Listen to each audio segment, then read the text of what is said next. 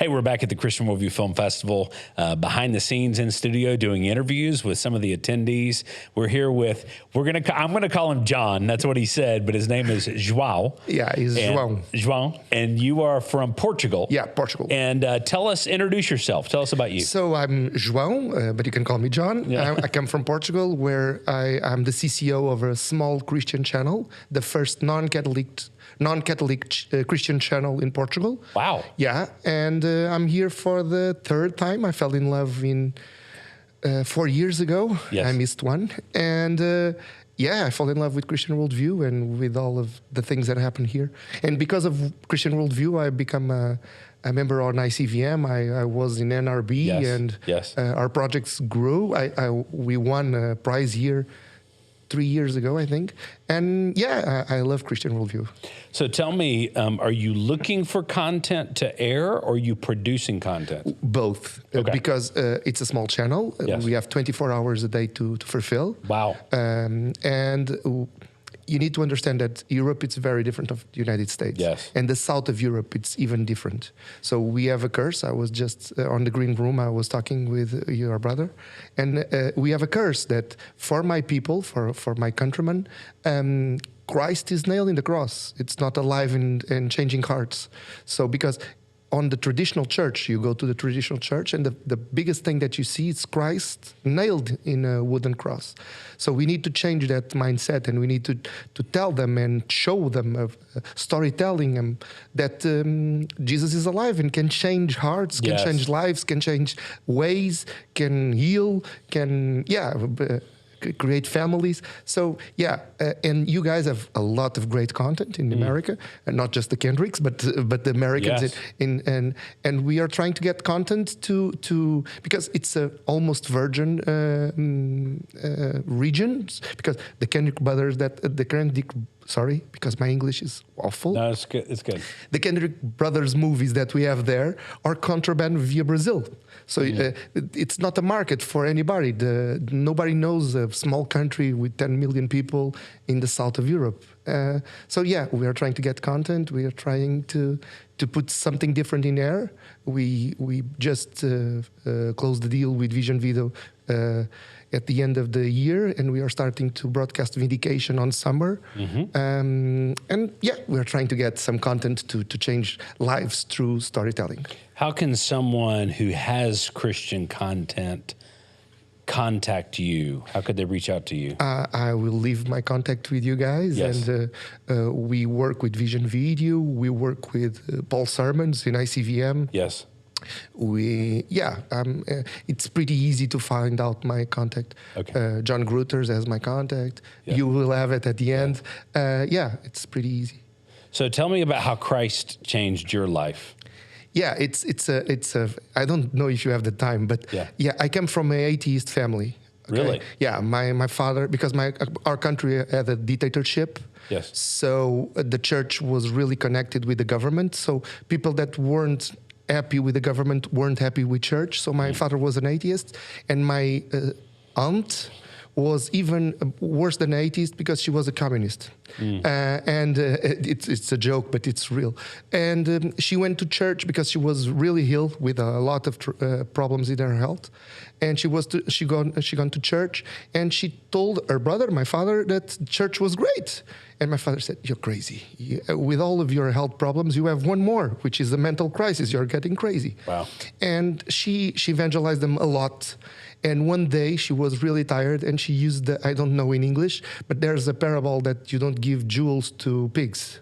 You know, I don't know it in English, but it's something that you don't give jewels to pigs. Right. And she called them, and she said, "Okay, I talked with Jesus, and Jesus told me that I shouldn't give you any more attention because I don't want to waste jewels with pigs." And she turned off the phone and unplugged it. And my father called her a lot, and the phone was unconnected. He went to her house and kicked her door, and she didn't answer. Was he angry? He was really angry because his sister called him a pig. Yeah, called him a pig. He was really mad. And he said, "I know where she's going to be tomorrow morning." It was in church. So my mother said, I don't want anything to do with this. This is a discussion between the brother and sister. You go, and we don't care. And my father went to church for discuss with his sister everything. And when it come back, it was the day of the final of the soccer World Cup. And my father was a big, he loved soccer. We call it football. Yes. No, don't talk about it. And he didn't watch the final because he brought the VHS with the preaching from the church. And we think, my mother and me, something is strange because he loves football and he's watching a guy preaching.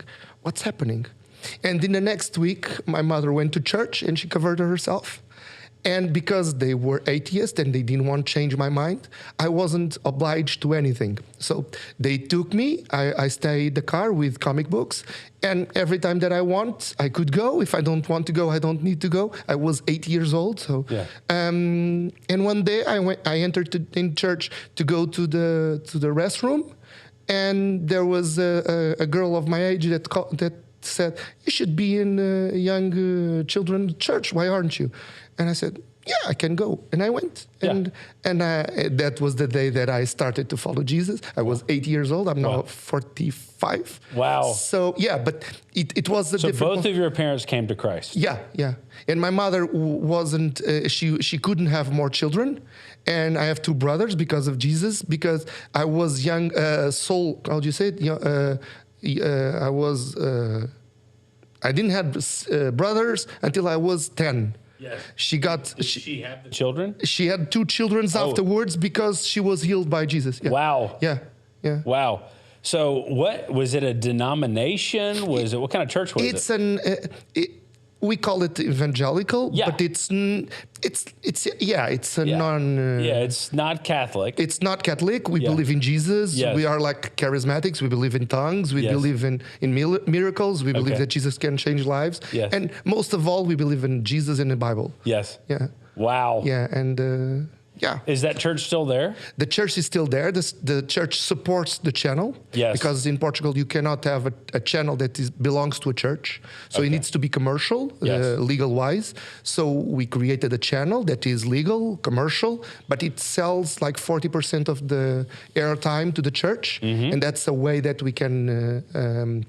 survive as a channel and pay the bills. You're getting some income. Yeah. And you're broadcasting truth. Yeah. And we have, I know that we don't have much time, but we have what we call a hook technique, a marketing technique, which is called a hook, because there was a proposition that we could have the channel broadcasting church content, like from 8 to 8 and from 8 to 8 non-Christian content. And we said, no, everything needs to be Christian approved. So we have entrepreneurship, we have culture, we have traveling, we have documentaries, but everything is Christian approved. So no blasphemies, nothing that goes against our beliefs. But the channel has everything mixed up. So you can watch a travel show, and then you have a preaching. And afterwards, it can come a documentary and children's content for like Superbook, talking about Jesus. So everything is like mixed up because we want to, because I don't know how it works here, but for us, even for Christians, a fully Christian channel probably wouldn't be the most interesting thing to watch because you're already a Christian. So we are trying to get the goats and feed the sheep, if it makes sense for you. Wow. Yeah. That is so cool. Well, I'm impressed not only with your testimony and what God's done in your life, but now how you're spreading the gospel through television. And I have more if you want, because the channel broadcasts not only for Portugal, but for Angola and Mozambique and Cape Verde, which are the Portuguese-speaking countries in Africa. Wow. Yeah. So it's great. And the church is also there. So it's it's been a ride. If we produce a movie in Brazil in Portuguese, you'll be able to air it. Yes, I would. We'll have to pray about that. So. Yes, I would. Yeah. Well, John, thank you, brother. Thanks for being here. You. Thank you for sharing your testimony. I'm excited about what God's doing in your life and excited about the future. Yeah. you know. And thank you for everything that you guys are doing. Yes. Yeah, my English. Doing, not just as the Kendrick brothers, but also Sherwood. I knew about Sherwood like 3 years ago, and I become a friend of Sherwood. Sometimes I watch the worship, and sometimes if you guys, I don't know if you have access to YouTube, but sometimes there's a ping in Portugal. It's us that we are watching some of the. So how many people live in Portugal? 10 million. Wow. Yeah, it's almost the same as Georgia, I think. Okay. Yeah. Yeah, and how big is the country? Like It's land small. mass? Is it really small? It's really small. You can drive point to point in 8 hours. Okay. Yeah. Wow. Yeah. For your standards, it's pretty small. And do you have wife, children? I have a wife and 2 beautiful children, a boy and a girl. Okay. And I really miss him. Yes. But I'll be back on the 17th. Good deal. Yeah. Awesome. Well, praise the Lord. Thank you. Well, thank you, brother, for everything. You too. And may the Lord bless your efforts and help spread the gospel in Portugal. That's great. I'm glad we get to be a small part of it. Yeah. Thank you. Yeah. Thanks so much.